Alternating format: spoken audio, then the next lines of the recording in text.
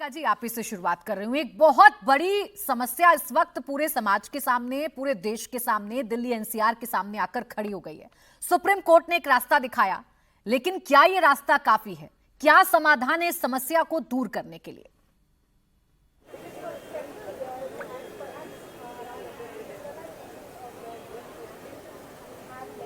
सवाल मेरे से है क्या? जी जी, आपसे अंबिका जी। अच्छा, सॉरी। ये बहुत एक खेदजनक डिसीजन था और इसमें मुझे नहीं लगा कि कोई सोच समझ या जानकारी के साथ ये डिसीजन लिया गया। कोई डिस्कशन नहीं हुआ, कोई डिलिब्रेशन नहीं हुआ, कोई सुनवाई नहीं हुई। आप ये देख सकते हैं कि अगर आपने ऐसा ऑर्डर पास किया तो सबसे पहली बेसिक चीज़ है कि आपको मालूम तो ये होना चाहिए कि कितने जानवर की बात हो रही है, कितने कुत्ते हैं। यहाँ तो संख्या की गिनती भी नहीं हुई है। तो कोई बोल रहा है 3 लाख, कोई बोल रहा है 4 लाख, कोई बोल रहा है 10 लाख। जब आपको आंकड़े ही नहीं मालूम है तो आप प्लानिंग कैसे कर पाएंगे? कितने कुत्ते हैं तो कितने शेल्टर्स चाहिए, कितने शेल्टर्स चाहिए तो कितनी ज़मीन चाहिए, कितनी ज़मीन चाहिए तो कितना फंडिंग चाहिए, कितना फंडिंग चाहिए, कितना स्टाफिंग चाहिए। ये कुछ भी तय नहीं हुआ है और ना ही इसका कोई प्रोविज़न है। तो 2 महीनों के अंदर में ऐसा करना एक तो ना संभव है और ना ही डिज़ायरेबल। क्यों? क्योंकि ये प्रोग्राम फेल है। कुत्तों को एकत्रित छोटी छोटी जगहों में रखकर ये इन्फेक्शंस के ब्रीडिंग स्पॉट्स बन जाते हैं। कोविड आखिर कैसे शुरू हुआ? जानवरों की जगह में जहाँ जानवर एकत्रित किए गए थे और रखे गए थे अनहाइजीनिक कंडीशंस में, और वैसे ही कोविड की शुरुआत हुई थी। वैसे ही डर है कि अगर आप ऐसा करेंगे, यहाँ भी जानवरों को छोटी छोटी जगह में अनहाइजीनिक तरीके से रखेंगे, तो ऐसे ही ये ब्रीडिंग ऑफ इन्फेक्शंस हो सकता है। दूसरी बात है, आप कॉस्ट देखिए। एक जानवर, एक कुत्ते को 1 महीने के लिए एक शेल्टर में रखना 2500 का खर्चा होता है। अगर आप बोल रहे हैं कि 10 लाख कुत्ते हैं एनसीआर एरिया में, तो 10 लाख को 2500 से मल्टीप्लाई करें, 250 करोड़ हर महीने, और हर महीने उसके बाद 1 महीने में और हर महीने चलता रहेगा ये खर्चा। Contrast this with the cost, the finite cost of the ABC programme, जहां एक कुत्ते के लिए एक बारी ही 1000 रुपये लगेंगे स्टेरिलाइज और वैक्सीनेट करने में। आप देखेंगे कि ये कौन सा इनमें से बेहतर होता है, कौन सा सेंसिबल होता है, कौन सा देश के हित में होता है। जहाँ रहेगी, लोग बोलेंगे काट हो रहे हैं, काट हो रहे हैं।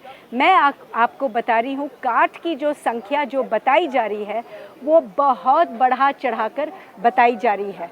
हमने एम्स से आरटीआई रिपोर्ट मांगी कि आप काट की गिनती कैसे करते हैं।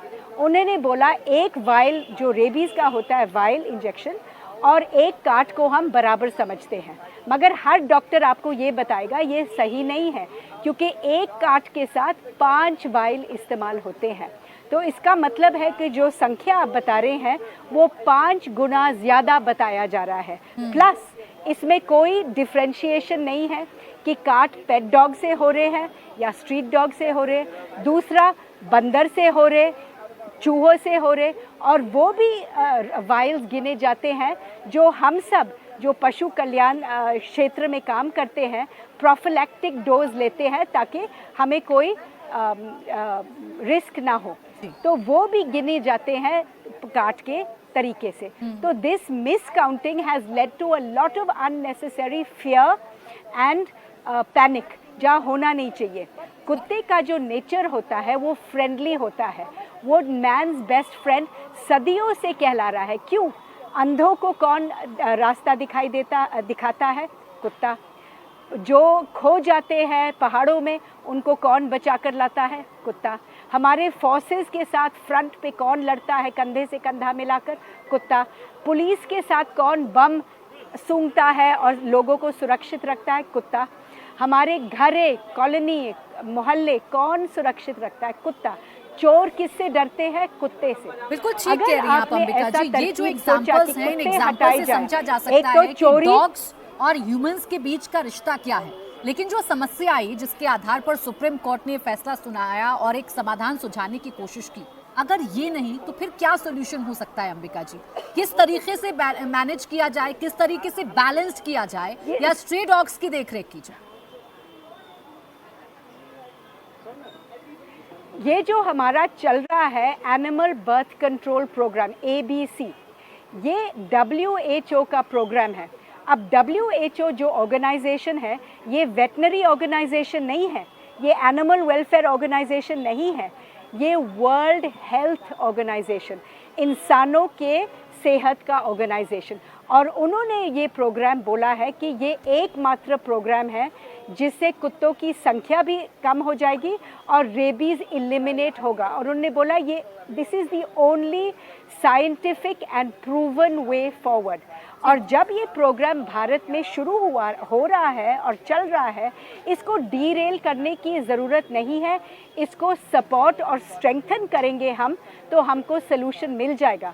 अभी भी ये प्रोग्राम के तहत आप देख रहे हैं कि रेबीज़ जो एक ज़माने में 20,000 केसेस होते थे, अब 54 केवल केसेस हैं 2024 में, जो पार्लियामेंट के आंकड़े हैं।